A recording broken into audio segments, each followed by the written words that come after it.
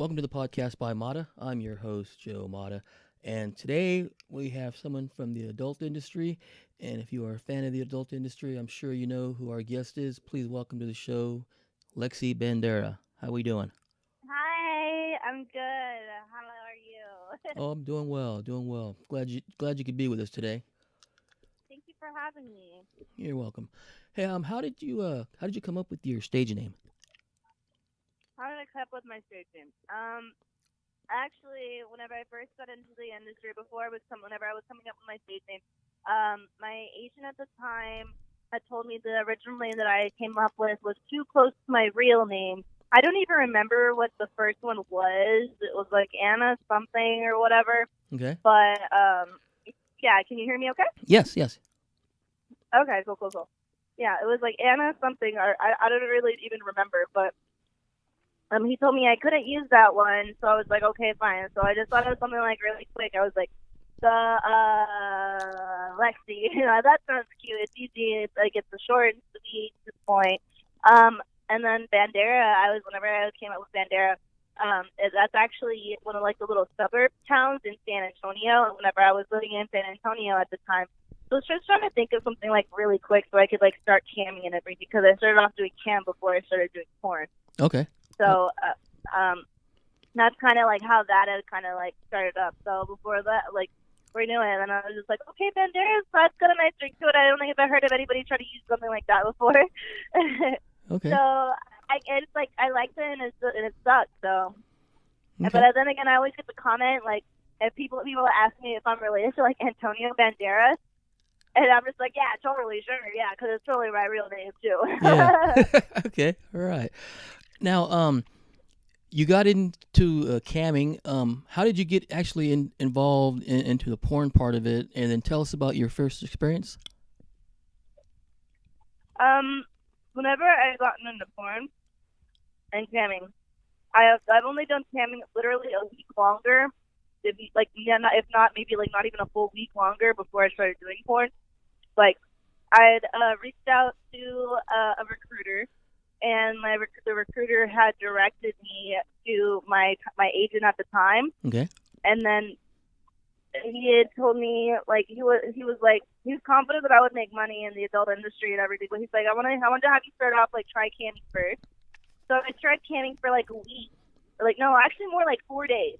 4 days, and then he saw how my numbers were doing, like for like a new girl, Uh-huh. and so he was like, "No, you're doing awesome." So I started. After that, like he gave me a call 4 days later and was like, "Hey, so your numbers are doing pretty well. Do you want to like come out to Miami and we could fly you out? We'll fly you out, and you can stay at the Camp Soda Cam House, and you can camp from there." And I was like, yeah, sure, fuck it, why not? Like, what else do I gotta lose? Like, it was like a really like life changing experience, and I mean, that was probably like the best decision I ever made. Okay. All right. Now, what important lessons have you learned so far about being in the industry? Probably, an important lesson that I learned that it's really you're only gonna be as big as you want yourself to be. So the work that you put in really reflects like the outcomes that you're gonna get. So like you're only gonna get what you put in. Right. Right. Does that make sense? Yes, it does. Yes, it does. That's for sure. Also, I've, I've also with a few of the past guests, a few of them have also mentioned that you have to have very thick skin to be in this industry. That's, oh yeah, I can say that for sure. Like also, like, you kind of like have to watch. You kind of have to like really like watch your back, honestly. Like and because there's so many people that could be very very like two faced, two sided in the industry. That somebody's always gonna try, like screw you over and stuff, or people that are gonna try and put you down. But like you just kind of just have to like keep pushing past that. Know you're better. Right. Right. Hold your head up high and then just like keep pushing forward. There you go. All right. Good advice. Mm-hmm. Now, what has been your best scene so far that you've shot, and why? One of my best scenes, honestly, is probably going to be the scene that I did for Dick Green. That was a interracial blowjob that I did with Brandon Richards. He was a really, really cool guy. I really enjoyed working with him. Super fun, like super easy. You know, it was a really hardcore shoot. That was gonna be like literally like one of the sloppiest, like raunchiest blowjobs I've ever given in my life. Okay. Like there was literally like spit and cum and drool like all over the place. Like there was like fucking it was all over the couch and all over his legs and all over my face. My eyelashes came all the way off. Like right after the scene, I remember like thinking like, "Whoa, I don't think my makeup's ever like came off this much like from just the blowjob in my entire life." Okay, So yeah, it was like, I see a few pics of that scene and a clip of that scene. It looks pretty wild, that's for sure. mhm. All right, now do you cook? I mean, I know you have a really busy schedule. Do you usually cook, or do you try to go out to a restaurant? And if you do cook, can you give me like an example of what you make for dinner?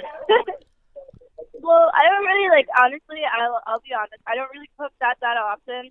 I Okay, tend to like go out to eat more than anything. I'm out eating right now too.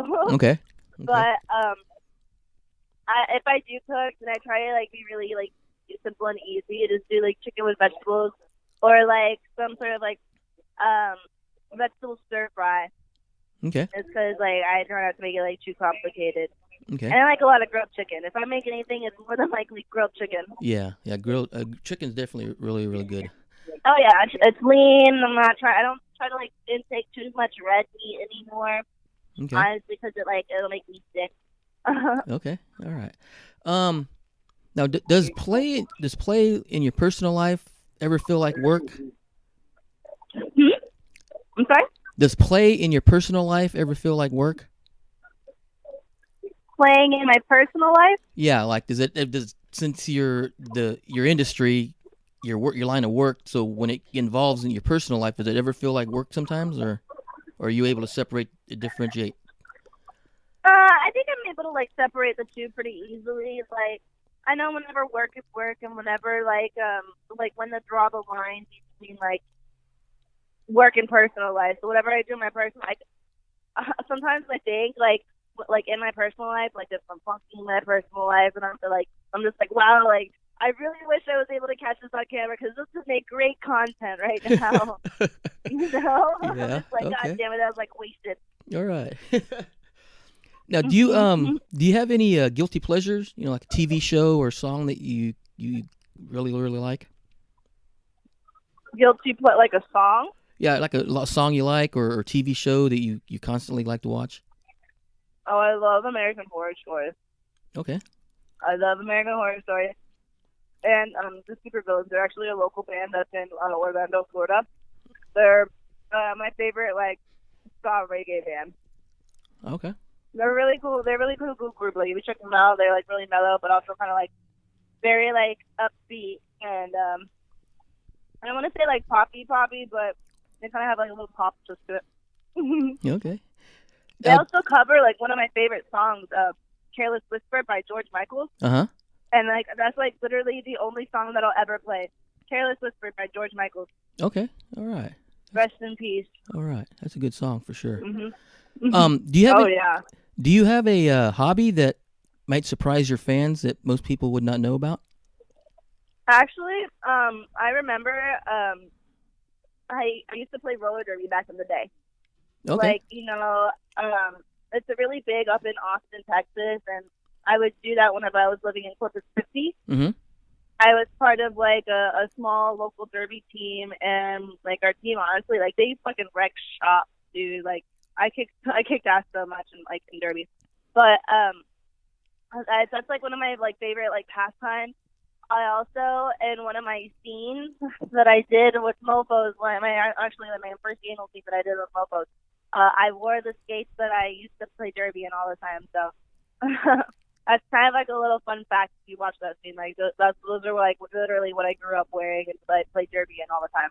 All right. All right. Well, that's interesting to know. All right. Now, what's an ordinary day like for you? I mean,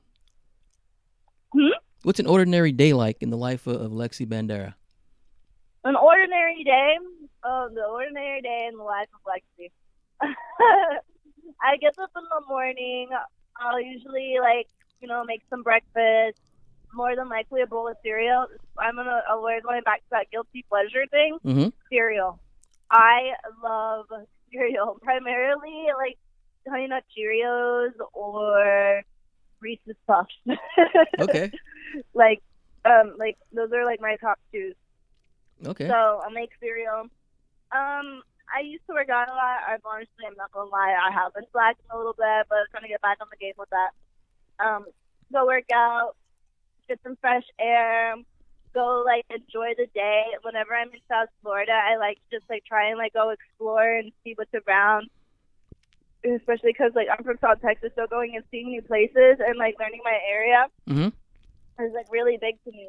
And I love just doing all the sightseeing and seeing all the palm trees and the water. I like being by the beach. I like being by the water, and especially being in South Texas girl too. I grew up in Corpus Christi. Uh-huh. Corpus Christi beaches aren't really much compared to the beaches that are in Miami. There's literally no comparison between the two, knowing that Miami is Miami and South Beach are so much more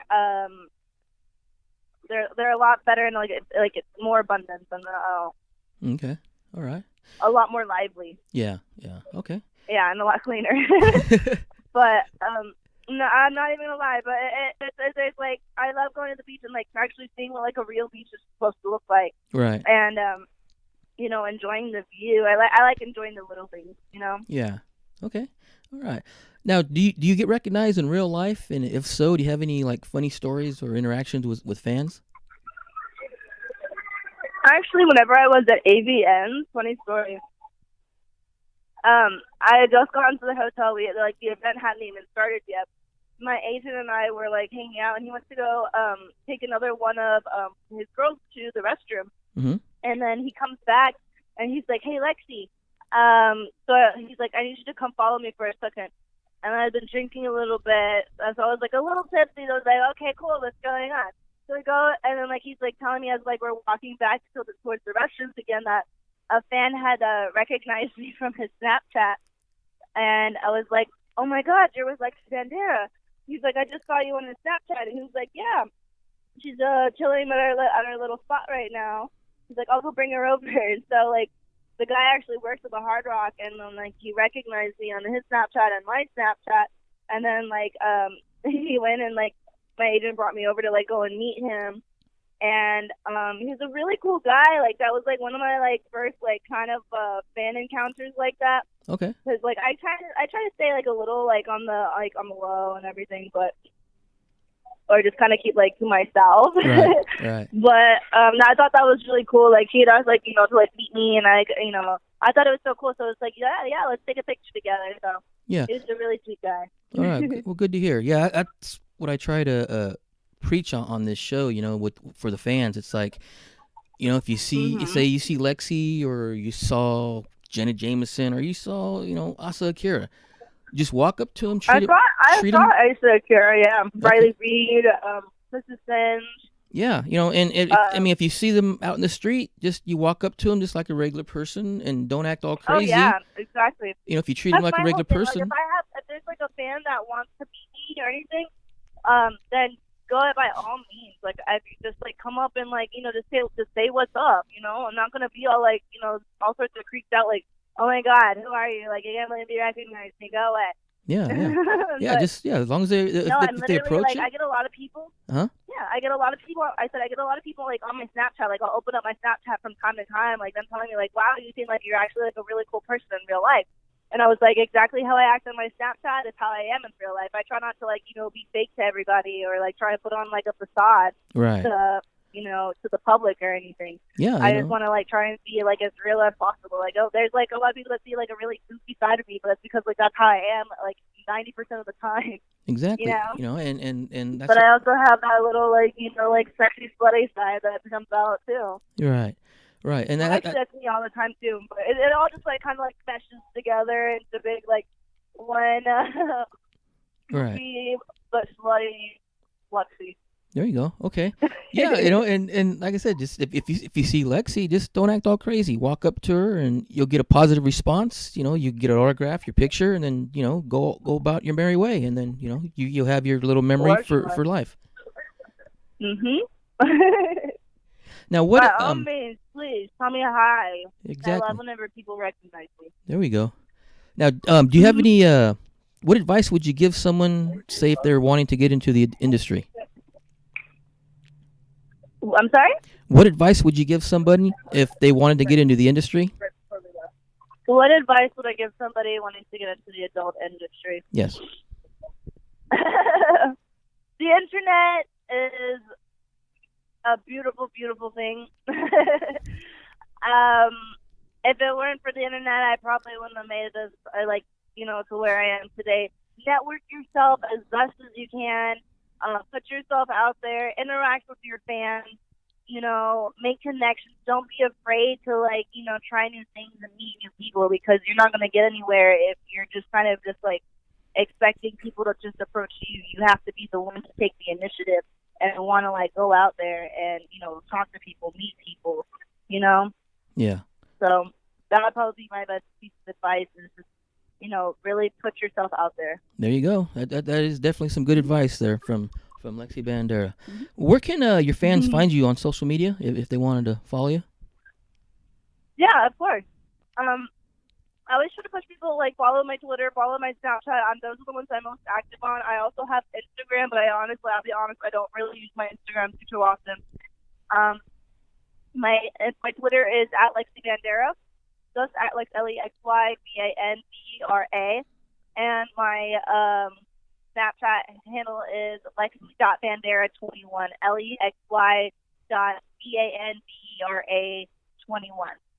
Okay. All right. Now, is there And the anything? same thing is for my Instagram as well. But like I said, I'm not too far I'm not too active on Instagram, but I do have one. Okay. All right. Now, is there any final message you'd like to give to your fans? I love porn, and I love everybody, and I'm so grateful for my fans, and I can't wait to see how far that to see where my career takes me from this point on. All right. All right. Good to hear. Good to hear. All right. That should do it. I'd like to thank our guest, Lexy Bandera, for being on. And I'd Thank like to, you for having me. oh, you're definitely welcome. I'd love to have you back on again sometime in the near future. And I want to thank the fans For sure. I want to thank the fans for listening. I do appreciate you guys. You guys could be listening to anything else, but you chose to listen to us here today. So I truly, really want to thank you for that. And thanks again for our Of guest, course, of course. Lexy, for being on. And we will talk to you guys soon. Thank you very much for listening.